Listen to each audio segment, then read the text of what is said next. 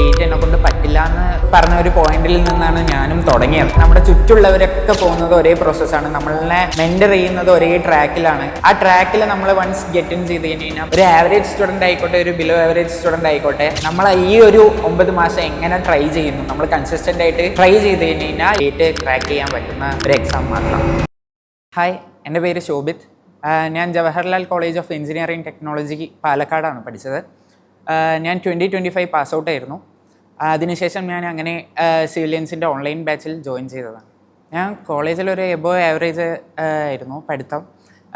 എക്സാംസിന് വേണ്ടി മാത്രമായിട്ട് പ്രിപ്പയർ ചെയ്ത് പഠിക്കുന്ന ആ ഒരു സ്റ്റഡി ലെവലിൽ മാത്രം പ്രിപ്പയർ ചെയ്ത് പഠിക്കുന്ന ഒരു വ്യക്തിയായിരുന്നു. സിവിലിയൻസിനെ പറ്റി അറിഞ്ഞത് എൻ്റെ ഒരു സീനിയർ ഇവിടെ ആയിരുന്നു ഗേറ്റ് ബാച്ച് പഠിച്ചിരുന്നത്. അപ്പോൾ സീനിയറിലൂടെ ആയിരുന്നു ഞാൻ സിവിലിയൻസിനെ പറ്റി കൂടുതൽ അറിഞ്ഞത്.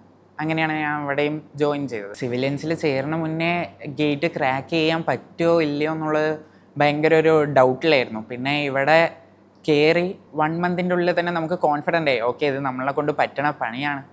ഇവിടുത്തെ ഫാക്കൽറ്റീസ് ആണെങ്കിലും എല്ലാവരും നമ്മളെ അങ്ങനെ ട്രെയിൻ ചെയ്തെടുക്കുമ്പോൾ നമുക്ക് തന്നെ സ്വയം ഒരു കോൺഫിഡൻസ് ഗ്രാബ് ചെയ്യും. അപ്പോൾ പിന്നെ എന്തായാലും ഒരു 1 മന്ത് കഴിഞ്ഞപ്പോൾ ഇത് എന്നെക്കൊണ്ട് പറ്റും, ഫെബ്രുവരിക്കുള്ളിൽ ക്രാക്ക് ചെയ്തെടുക്കാം എന്നുള്ളൊരു കോൺഫിഡൻസ് ആയി. പ്രിപ്പറേഷൻ ടൈമിൽ ടഫസ്റ്റ് ഫേസ് എന്ന് പറയുമ്പോൾ സ്റ്റാർട്ടിങ് തന്നെയായിരുന്നു. സ്റ്റാർട്ടിങ് നമ്മൾ എൻജിനീയറിങ് പഠിച്ചിട്ട് തിരിച്ച് ഇത്രയും ഒരു വാസ്റ്റ് കണ്ടൻറ്റ് എല്ലാ സബ്ജക്റ്റും കൂടെ ഒരുമിച്ച് പഠിക്കുമ്പോൾ അത് കുറച്ച് ഡിഫിക്കൽട്ട് ഫേസ് ആയിരുന്നു.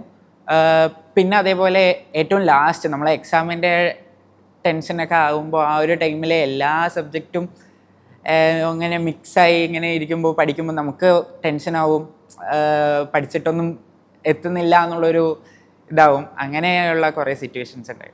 എനിക്ക് ഏറ്റവും കൂടുതൽ ഇഷ്ടപ്പെട്ട ഫാക്കൽറ്റി എന്ന് പറയാനാണ് എല്ലാവരും ഇഷ്ടം തന്നെയാണ്. ജിഷ്ണു സാറായിക്കോട്ടെ, നിതിൻ സാറായിക്കോട്ടെ, അഭിജിൻ സാറായിക്കോട്ടെ, എല്ലാവരുടെയും എടുക്കുന്നത് രീതി ആയിക്കോട്ടെ, സ്റ്റൈലായിക്കോട്ടെ, എനിക്കത് ഭയങ്കരമാണ് ഇഷ്ടപ്പെട്ടതായിരുന്നു. എനിക്ക് ട്രാൻസ്പോർട്ടേഷൻ എന്നൊക്കെ പറഞ്ഞു കഴിഞ്ഞാൽ എഞ്ചിനീയറിങ്ങിന് പഠിക്കുമ്പോൾ ഒട്ടും ഇഷ്ടമല്ലാത്ത ഒരു സബ്ജക്റ്റ് ആയിരുന്നു. പക്ഷേ ഇവിടെ വന്നപ്പോൾ നിതിൻ സാറ് എടുത്ത രീതിയും അതേപോലെ തന്നെ അത് പഠിപ്പിച്ചു തരുന്ന ഒരു സ്റ്റൈലൊക്കെ കൊണ്ട് എനിക്കിപ്പോൾ ഏറ്റവും ഇഷ്ടമുള്ള സബ്ജക്റ്റ് ട്രാൻസ്പോർട്ടേഷനായി മാറിയിരുന്നു. ഗേറ്റ് പ്രിപ്പറേഷനിൽ ഏറ്റവും ഈസി സബ്ജക്റ്റായിട്ട് മാറിയത് ട്രാൻസ്പോർട്ടേഷൻ തന്നെയായിരുന്നു. പിന്നെ അതേപോലെ ജിഷ്ണു സാറിൻ്റെയൊക്കെ ഇടയ്ക്കുള്ള മോട്ടിവേഷനൊക്കെയാണ് നമുക്ക് വീണ്ടും വീണ്ടും ഓക്കെ പഠിക്കണം എന്നുള്ളൊരു ഇതിലേക്ക് എത്തിക്കാൻ തോന്നിയത്. പിന്നെ ഇവിടെ ഡെയിലി അസസ്മെൻറ്റ് ടെസ്റ്റ്, അതേപോലെ തന്നെ നമുക്ക് ഒരു സബ്ജക്റ്റ് കഴിഞ്ഞ് കഴിഞ്ഞാൽ അതിൻ്റെ ടെസ്റ്റ് കാര്യങ്ങളൊക്കെ ഉണ്ടാവും.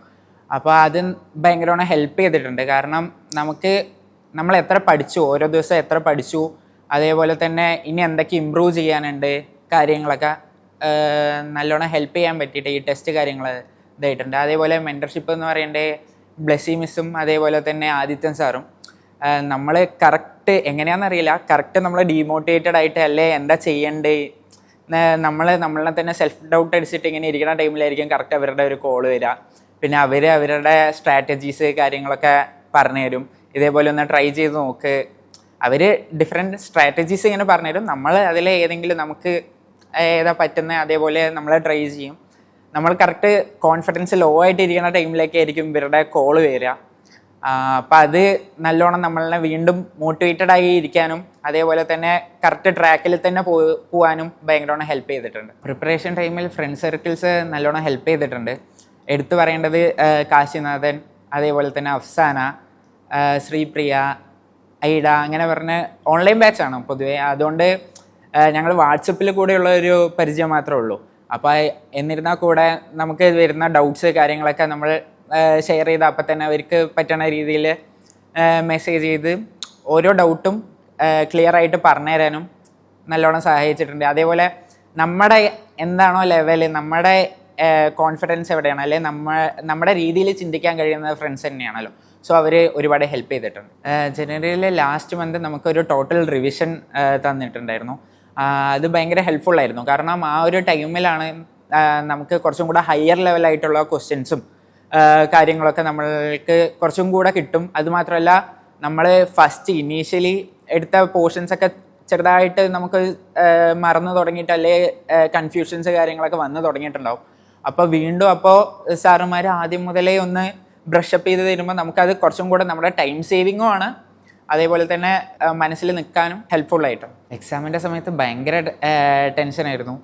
അതായത് ഒരു കൊല്ലം ഇരുന്നതാണ്, ആ ഒരു ടൈമിൽ നമുക്ക് എഴുതാൻ പറ്റുമോ ഇല്ലയോ എന്നുള്ളൊരു സിറ്റുവേഷൻസിലൊക്കെ ആയിരിക്കും. അപ്പോൾ കൂടുതൽ ഹെൽപ്പ് ചെയ്തിരിക്കുന്നത് ഫ്രണ്ട്സും അതേപോലെ തന്നെ മെൻറ്റേഴ്സും തന്നെയാണ്. അവർ വിളിച്ച് സംസാരിക്കും, ടെൻഷനൊന്നും അടിക്കണ്ട, ഇതൊക്കെ എല്ലാവർക്കും ഉള്ള ടെൻഷൻസാണ്, അതൊന്നും കാര്യമാക്കരുത്, നമ്മൾ നമ്മുടെ പ്രോസസ്സ് കണ്ടിന്യൂ ചെയ്തുകൊണ്ടിരിക്കുക, എപ്പോഴും റിവൈസ് ചെയ്തുകൊണ്ടിരിക്കുക, അങ്ങനെയുള്ള കാര്യങ്ങൾ ചെയ്യുക. ആക്ച്വലി ഞാൻ റിസൾട്ട് വരുന്ന ദിവസം ദുരന്തർ സിനിമ കാണാൻ വേണ്ടി പോയിരിക്കുകയായിരുന്നു.